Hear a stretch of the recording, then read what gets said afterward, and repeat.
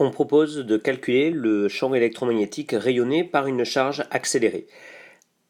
À l'instant initial t égale à 0, la charge est immobile au repos au point O.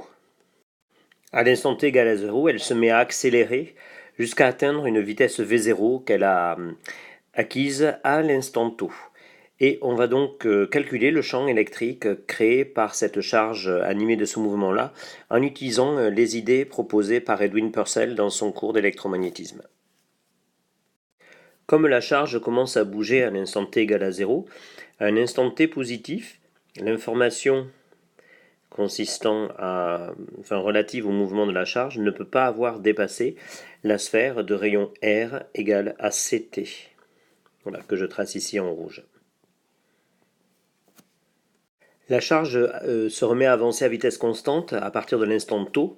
Donc à un instant t supérieur à τ, eh bien, l'information comme quoi la charge avance à nouveau à vitesse constante, à la vitesse v0, ne peut pas avoir dépassé la sphère que je dessine ici en vert et qui a comme rayon un rayon égal à c facteur de t moins τ. Alors on va noter grand R égale à Ct et on va maintenant considérer un point M au-delà de la sphère de rayon Ct. On va repérer ce point M par ses coordonnées sphériques relatives au point O, donc avec une distance R par rapport à l'origine et un angle θ. Au-delà de la sphère donc de rayon grand R égale à Ct, l'information comme quoi la charge a démarré à partir de l'origine n'est pas encore parvenue. Donc on trouve ici un champ électrique qui est celui qui était créé par la charge quand elle se trouvait encore immobile à l'origine O. Donc c'est un champ électrique radial centré sur l'origine O. On va supposer que τ est tout petit et considérer de façon approchée que depuis l'instant initial, la charge a parcouru la distance v0 τ sur l'axe des x. Du coup, en faisant aussi l'hypothèse que la vitesse v0 est très petite par rapport à la vitesse de la lumière, si on prend un point à l'intérieur de la sphère verte, donc là les points à l'intérieur de la sphère verte sont les points qui peuvent être informés que la charge se déplace à vitesse v0 et on va avoir par exemple dans la direction θ un champ électrique qui va admettre une ligne de champ comme je la trace ici, donc parallèle à celle que j'avais dessinée précédemment, donc inclinée d'un angle θ. Et maintenant il faut raccorder ces deux lignes de champ, donc ils vont être continues, et donc on va apparaître dans la zone comprise entre les sphères de rayon rouge et vert ici, une ligne de champ inclinée, ce qui montre que entre ces deux sphères qui correspondent au moment où la charge accélérée, le champ électrique acquiert une composante suivant la direction orthoradiale.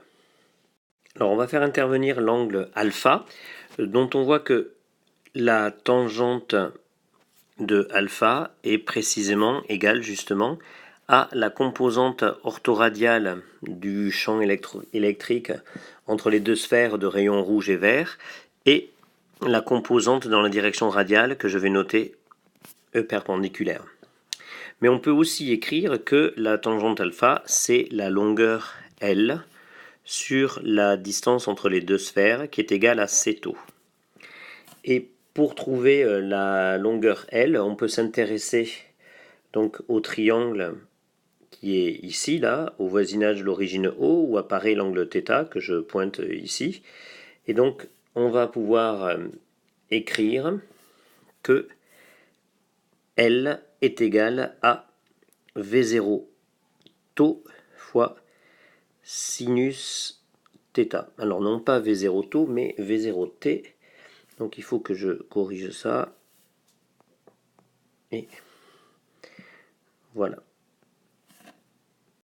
Alors on a établi les deux relations, tangente alpha égale Eθ sur E perpendiculaire, aussi égale à L sur C τ, et on avait aussi démontré que L est égal à V0t sinus θ.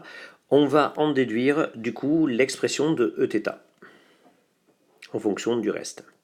Donc pour déterminer le champ Eθ, donc cette composante orthoradiale du champ qui est donc liée à l'accélération de la charge, il va falloir déterminer E perpendiculaire, et pour ça on va utiliser le théorème de Gauss en considérant une petite surface fermée à cheval sur la sphère de rayon R égale à Ct. Et je vais faire un dessin.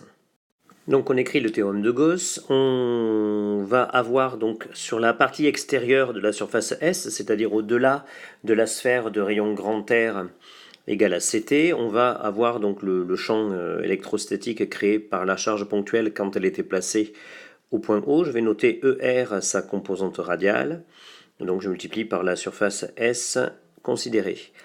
Pour le flux sortant sur la face intérieure, c'est-à-dire celle qui se trouve juste avant la sphère rouge, on va voir la composante du champ qui nous intéresse, moins E perpendiculaire fois S, et c'est égal à la charge à l'intérieur contenue à l'intérieur de cette surface bleue, donc qui est nulle.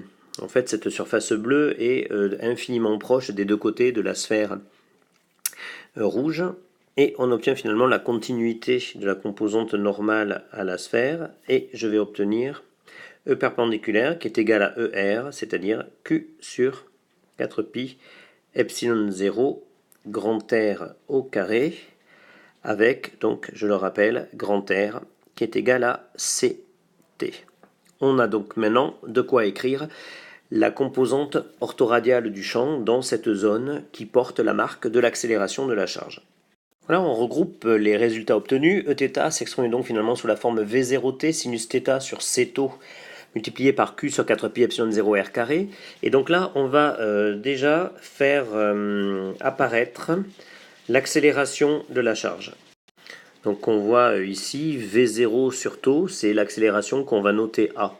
Ensuite, comme on a pris taux très petit par rapport à la distance, enfin à la durée t d'observation, les deux sphères que j'avais dessinées avec les rayons rouges et verts sont très proches. Et donc la composante θ qu'on calcule ici, c'est la composante à la distance grand R égale à Ct. Et donc je vais aussi remplacer t par grand R sur C. Et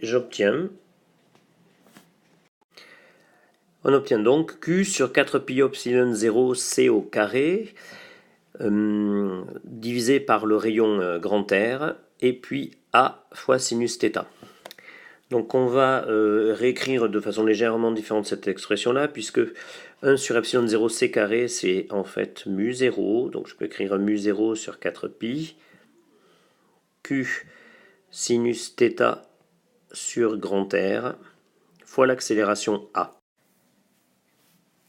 Le champ électrique obtenu a plusieurs caractéristiques. On voit déjà qu'il décroît en 1 sur R, donc il décroît moins vite que le champ créé par une charge immobile. Il est proportionnel à l'accélération A. Et il est aussi anisotrope, puisqu'on voit ici le facteur sinus θ, qui montre que ce champ électrique rayonné est nul dans la direction du mouvement de la charge. Si la charge considérée a un mouvement d'oscillation autour de l'origine, l'accélération A va changer périodiquement de signe, et le champ électrique E qu'on a calculé ici va aussi lui voir sa composante changer de signe suivant Eθ, et on imagine ainsi qu'une charge oscillant autour de l'origine va générer une onde électromagnétique avec un champ électrique transverse qui va osciller.